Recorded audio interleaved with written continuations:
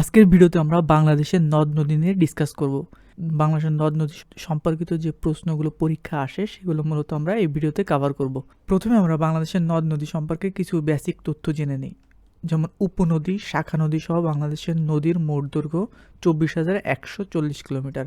এগুলো হচ্ছে সমস্ত নদী, বাংলাদেশে যত নদী আছে, ছোট বড় যত নদী আছে সবগুলোর মোট দৈর্ঘ্য হচ্ছে 24,140 কিলোমিটার। নদ ও নদীর মধ্যে পার্থক্য হচ্ছে ব্যাকরণগত। আমরা জানি যে কিছু নদী এবং কিছু নদ রয়েছে, যেমন পদ্মা নদী, মেঘনা নদী, যমুনা নদী, এগুলো হচ্ছে নদী। আবার নদ হচ্ছে কি কপোতাক্ষ নদ, আড়িয়াল খাঁ নদ। তো এই নদ এবং নদীর মধ্যে মেন যে পার্থক্যটা সেটা হচ্ছে ব্যাকরণগত পার্থক্য। যে সকল নদীর নাম নারীবাচক তাদেরকে বলা হয় নদী। যেমন মেঘনা একজন নারীর নাম হতে পারে, পদ্মা একজন নারীর নাম হতে পারে। যেমন আকারবাচক শব্দ আছে, যেমন পদ্মা, মেঘনা, যমুনা, এগুলো হচ্ছে নারীবাচক শব্দ, তাই এগুলোকে মূলত নদী বলা হয়। আর যে সকল নদীর নাম পুরুষবাচক তাদেরকে নদ বলা হয়। যেমন ব্রহ্মপুত্র, পুত্র হচ্ছে কি পুরুষবাচক। আড়িয়াল খাঁ, এটা হচ্ছে পুরুষবাচক শব্দ। তো যে সমস্ত নদীর নাম পুরুষবাচক তাদেরকে মূলত নদ বলা হয়। এরপর হচ্ছে যে নদী সবচেয়ে বেশি পথ অতিক্রম করে তাকে বলা হয় দীর্ঘতম নদী। অর্থাৎ যে নদী অনেক বেশি পথ অতিক্রম করে তাকে দীর্ঘতম নদী বলা হয়। বাংলাদেশের সীমান্তবর্তী নদীর সংখ্যা হচ্ছে 57টি। অর্থাৎ যে সমস্ত নদী বাংলাদেশ অতিক্রম করে বিভিন্ন দেশে চলে গেছে, যেমন ভারত, মায়ানমার, সে সমস্ত নদীকে বলা হয় সীমান্তবর্তী নদী। যেমন বাংলাদেশ ভারতের সীমান্তবর্তী নদী হচ্ছে 54টি, মোট হচ্ছে 57টি। তার মধ্যে হচ্ছে বাংলাদেশ এবং ভারতের সীমান্তবর্তী নদী হচ্ছে 54টি। আর মিয়ানমার বাংলাদেশের আন্তঃসীমান্ত নদী হচ্ছে তিনটি কি সাঙ্গু, মাতামুহুরি ও নাফ। এরপরে আসি নদী সম্পর্কে আরও কিছু তথ্য। যেমন দীর্ঘতম নদ হচ্ছে ব্রহ্মপুত্র, আর দীর্ঘতম নদী হচ্ছে মেঘনা, যার দৈর্ঘ্য হচ্ছে 669 কিলোমিটার। আর প্রশস্ত নদী হচ্ছে মেঘনা। আর সবচেয়ে নাব্য নদীও মেঘনা, অর্থাৎ দীর্ঘতম, প্রশস্ততম, নাব্য, এই তিনটাই মেঘনা। এবং এর নাব্যতা, গভীরতা হচ্ছে 609 মিটার গভীর। আচ্ছা, সবচেয়ে ক্ষুদ্রতম নদী হচ্ছে গোবরা নদী, যার দৈর্ঘ্য হচ্ছে মাত্র 4 কিলোমিটার। আর সবথেকে খরস্রোতা নদী হচ্ছে কর্ণফুলী, অর্থাৎ কর্ণফুলী নদীতে সবথেকে বেশি স্রোত। এবার আমরা নদীর বিভিন্ন উৎস এবং বৈশিষ্ট্য সম্পর্কে আমরা জেনে নিই। যেমন হচ্ছে প্রধান নদী, যে সকল নদী অন্য কোনো নদী থেকে সৃষ্টি হয় না, বরং কোনো প্রাকৃতিক উৎস যেমন হিমবাহ, পর্বত, ঝর্ণা সৃষ্টি হয়, তাদেরকে বলা হয় প্রধান নদী। অর্থাৎ প্রধান নদী হচ্ছে নিজেই স্বতন্ত্র একটা নদী, যেটা হচ্ছে বিভিন্ন হিমবাহ বা পর্বত থেকে সৃষ্টি হয়েছে। শাখা নদী হচ্ছে সে সকল নদী যা অন্য কোনো নদী থেকে সৃষ্টি হয়েছে, তাকে শাখা নদী বলে। যেমন বুড়িগঙ্গা হচ্ছে ধলেশ্বরীর শাখা নদী। তার মানে যখন একটা নদী থেকে আরেকটা নদীর সৃষ্টি হয় তখন সেটাকে বলা হয় শাখা নদী। উপনদী, যে সকল নদী অন্য কোনো নদীতে গিয়ে মেশে তাকে বলা হয় উপনদী। অর্থাৎ একটা নদী যখন আরেকটা নদীর সাথে মিলিত হয় তখন সেটাকে বলা হয় উপনদী। যেমন পুনর্ভরবা, নাগর, টাঙ্গর মহানন্দার সাথে মিশেছে, অর্থাৎ এই নদীগুলো হচ্ছে মহানন্দার উপনদী। আন্তঃসীমান্ত নদী হচ্ছে এমন ধরনের নদী যা এক বা একাধিক দেশের রাজনৈতিক সীমা অতিক্রম করেছে। অর্থাৎ বাংলাদেশ থেকে যে সমস্ত নদী ভারত বা মায়ানমারে প্রবেশ করেছে, অর্থাৎ একটা দেশ থেকে অন্য দেশের সীমানা অতিক্রম করেছে, তাদেরকে বলা হয় আন্তঃসীমান্ত নদী।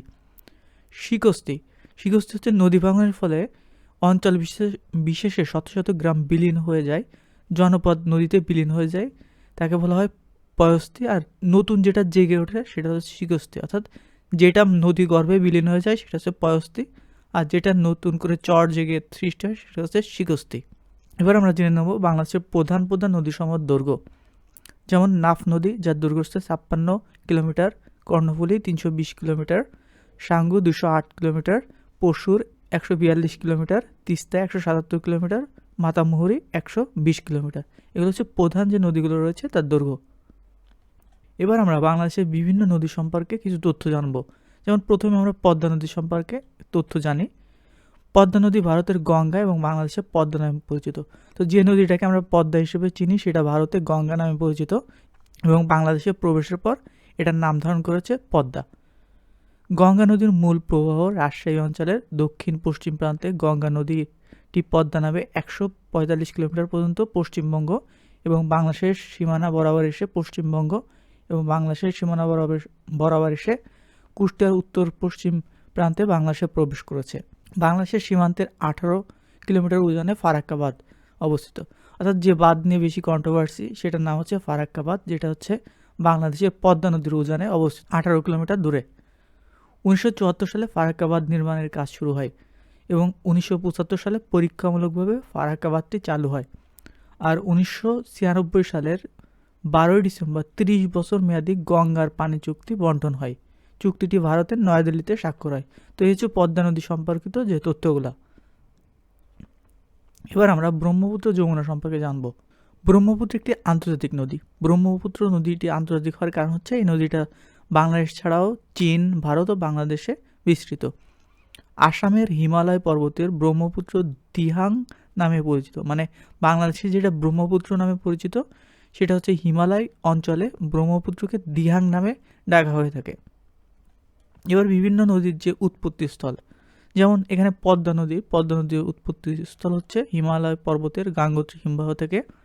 মেঘনা নদীর উৎপত্তিস্থল আসামের নাগা মণিপুর পাহাড়ের দক্ষিণ লুসাই পাহাড় থেকে। ব্রহ্মপুত্র তিব্বতের কৈলাস শৃঙ্গের মানস সরোবর থেকে। যমুনা জামালপুরের দেওয়ানগঞ্জ থেকে। কর্ণফুলী মিজোরামের লুসাই পাহাড় থেকে। সাঙ্গু আরাকান পাহাড় থেকে। করতোয়া ও তিস্তা সিকিমের পার্বত্য অঞ্চল থেকে। মাতামুহুরি লামার মাইভান পর্বত থেকে। মুহুরী ত্রিপুরার লুসাই পাহাড় থেকে। ফেনী পার্বত্য ত্রিপুরার পাহাড় থেকে। গোমতী ত্রিপুরার পাহাড়ের ডুমুর যে খাতটা রয়েছে সেখান থেকে।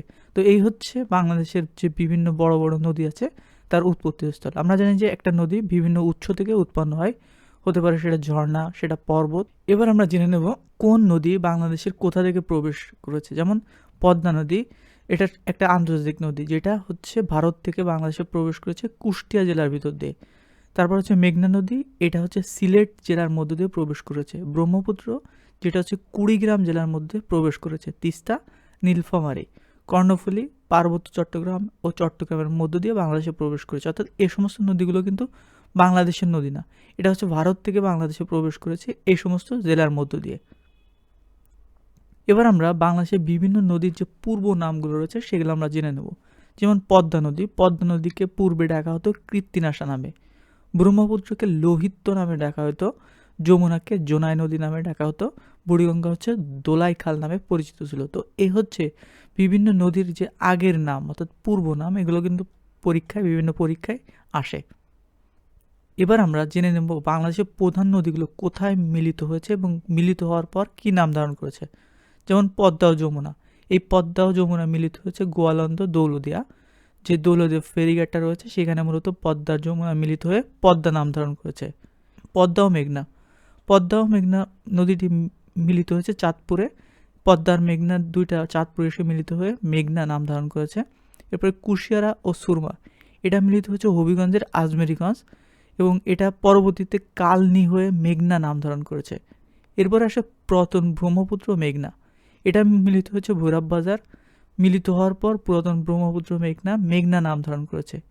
এরপরে বাঙালি ও যমুনা, এটা মিলিত হয়েছে বগুড়াতে, তারপরে যে নাম ধারণ করেছে সেটা হচ্ছে যমুনা।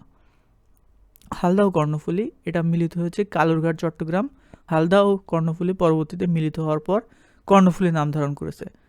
তিস্তা ও ব্রহ্মপুত্র, এটা মিলিত হয়েছে চিলমারি কুড়িগ্রাম। পরবর্তীতে তিস্তা আর ব্রহ্মপুত্র একসাথে মিলিত হয়ে ব্রহ্মপুত্র নাম ধারণ করেছে। অর্থাৎ দুইটা নদীর মিলনস্থল হচ্ছে এগুলা, আর এগুলো হচ্ছে মিলিত হওয়ার পর যে নাম ধারণ করেছে সেগুলা। এবার আমরা বিভিন্ন নদীর যে উপনদী এবং শাখা নদী রয়েছে, উপনদী হচ্ছে একটা নদী যখন আরেকটা নদীর সাথে মিলিত হয় তখন সেটাকে বলা হয় উপনদী, আর শাখা নদী হচ্ছে একটা নদী থেকে যখন আরও নদীর সৃষ্টি হয় তখন সেটাকে বলা হয় শাখা নদী।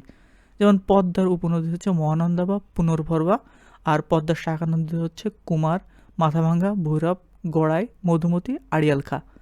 এরপর হচ্ছে মহানন্দার যে উপনদী সেটা হচ্ছে পুনর্ভরবা, নাগর, টাঙ্গন ও কুলিক, এবং এর কোনো শাখা নদী নাই। মেঘনার উপনদীগুলো হচ্ছে মনু, বাউলাই, তিতাস, গোমতী। এরপর হচ্ছে ব্রহ্মপুত্র হচ্ছে উপনদী হচ্ছে ধরলা ও তিস্তা, আর শাখা নদী হচ্ছে যমুনা, বংশী, শীতলক্ষা। এরপর হচ্ছে যমুনার উপনদী হচ্ছে তিস্তা, করতোয়া ও আত্রাই। যমুনার কোনো শাখা নদী নাই। কর্ণফুলীর উপনদী হচ্ছে হালদা, বোয়ালখালী, কাসালাং, মাইনি, এর কোনো শাখা নদী নাই। এরপরে ভৈরবের কোনো উপনদী নাই, কিন্তু এর শাখা নদী হচ্ছে কপোতাক্ষ, শিবসা ও পশুর। ধলেশ্বরীর কোনো উপনদী নাই। শাখা নদী হচ্ছে বুড়িগঙ্গা, অর্থাৎ ধলেশ্বরী নদী থেকে বুড়িগঙ্গা নদী সৃষ্টি হয়েছে। তো এই হচ্ছে বাংলাদেশের যে প্রধান প্রধান নদ নদী রয়েছে সেই সমস্ত সম্পর্কে বিভিন্ন তথ্য। এই সমস্ত তথ্য যদি আপনি ভালোভাবে তুটস্থ করতে পারেন তাহলে এখান থেকে অনেক কোশ্চেন পরীক্ষায় আসে। নদ নদী থেকে প্রতি বছর 1টা বা 2টা কোশ্চেন কমন পাওয়া যায় যে কোনো পরীক্ষায়। তো আশা করি আপনাদের ভিডিওটি ভালো লেগেছে। আর যদি এ ধরনের আরও ভিডিও পেতে চান তাহলে আমাদের চ্যানেলটি সাবস্ক্রাইব করবেন। আমরা বিভিন্ন প্রতিযোগিতামূলক পরীক্ষা, অ্যাডমিশন টেস্ট এবং বিসিএস এর প্রস্তুতি, যে বাংলা এবং অন্যান্য যে টপিকগুলো রয়েছে সেগুলো আমরা ধারাবাহিকভাবে কভার করব। তো সবগুলোর জন্য অবশ্যই চ্যানেলটি সাবস্ক্রাইব করে পাশে থাকবেন। ধন্যবাদ।